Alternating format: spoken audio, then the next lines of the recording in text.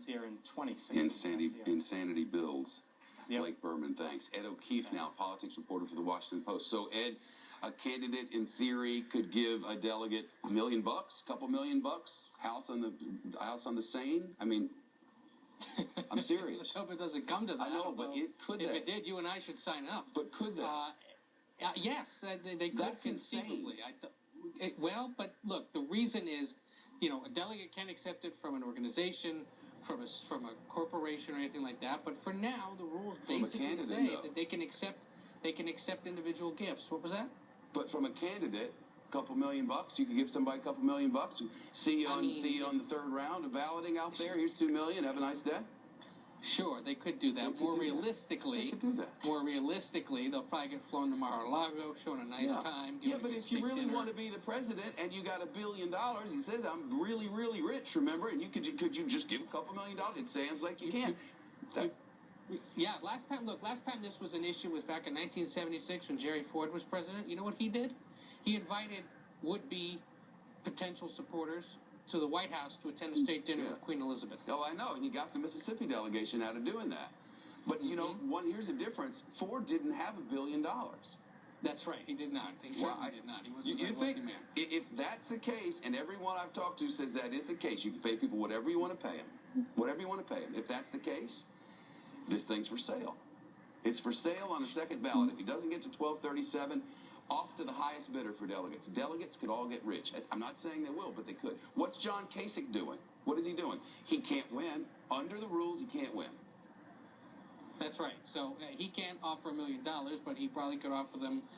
What we are anticipating is that these campaigns will offer to pay the travel expenses of people trying to get to Cleveland. And pay for their lodging as well. And in some cases, according to people I've talked to, they said, I'd be okay with that if I'm already in a pledge situation where I've chosen to vote for that person. But what's his angle? A lot of these people have made clear that their vote is not for sale, and I think you'll find that for the most part. Okay.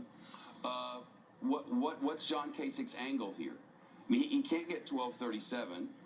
In theory, they wouldn't change to Rule 40B. Because if you're a Trump or a Cruz supporter, why would you vote yes to such a rule change? You have to vote for such a thing. They say they're not, but that's the only way he can get there. So what's his angle? Is he just not Trump, or is he the chaos candidate, or what is he? Well, more than anything, he keeps showing these potential supporters the latest polling. If you saw that, I believe it was an NBC Wall Street Journal matchup that had him far ahead of Hillary Clinton. Except he can't by win. double digits. Well, but in the general election matchup, he can. And that's the argument he's making, is that Trump can't, Cruz can't, I can. If you get to a second ballot, consider me. Whether or not he's even considered, we'll see. But that's the argument he continues to make. More than anything, if you want to get more nefarious or start really thinking about what he might be strategizing here, the possibility is that perhaps he's thinking of running as the vice president. He has 66 Ohio delegates. That could be enough to tip the scales either way. What if he cuts a deal with either of these guys and gets those delegates to vote for the top of the ticket? A lot of what ifs. Maybe he could be a delegate. You can pick up a few $1 million being a delegate if you so choose. Let's go. All right. Ed O'Keefe, thank you.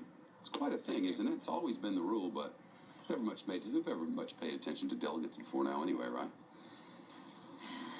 Mitt Romney first said that the way to stop Trump was to vote for Ted Cruz in some states, and Marco Rubio and John Kasich in other states.